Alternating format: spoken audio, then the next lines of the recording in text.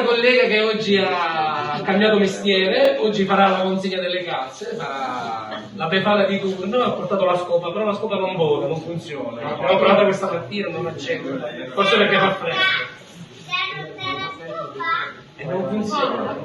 Chi è che vuole la calza? Chi è che vuole la calza di questi cartini? Ok, cominciamo.